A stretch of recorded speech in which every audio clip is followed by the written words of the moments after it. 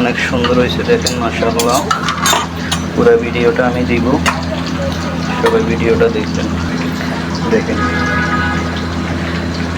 সাধারণ একটা টেস্ট, সবাই করার চেষ্টা করবেন।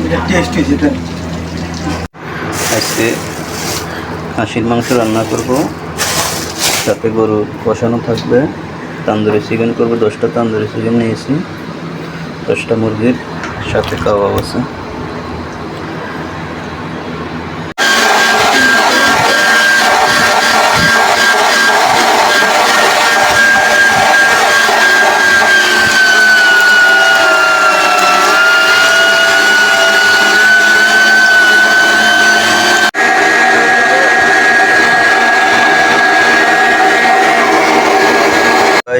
আসসালামু আলাইকুম, চলে আসলাম নতুন একটা রেসিপি নিয়ে।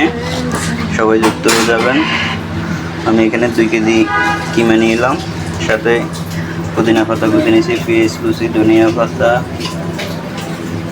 পাতা, কাঁচামরিচ, ময়দা, সাথে পরিমাণ মতো মশলা দিব। সবাই সাথে থাকুন। সাথে কর্নফ্লাওয়ার নিলাম, লেবু রসা করে নিলাম, 6টা লেবু রসা করে নিলাম।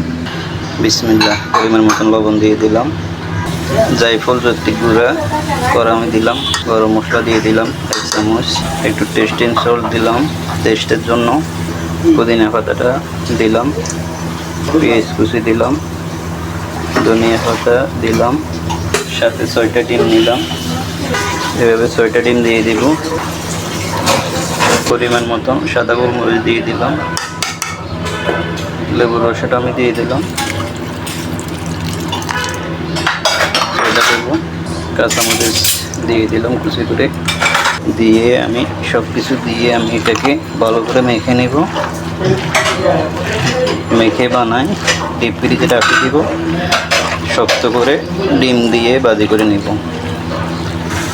1 চামচ কর্নফ্লাওয়ার দিয়ে দিলাম, 2 চামচ ময়দা দিয়ে দিব। ময়দা দিয়ে আমি মেখে নেব।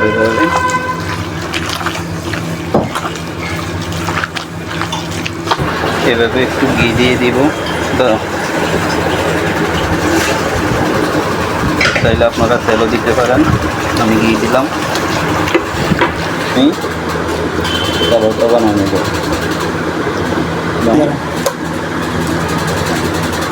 রেখে দিব, তারপর শক্ত করে এভাবে ডিমের সাথে মাখাই কাবাবটা আমি এভাবে দিয়ে দিতেছি। এভাবে সবগুলা কাবাব আমি বাজিয়ে নিতেছি।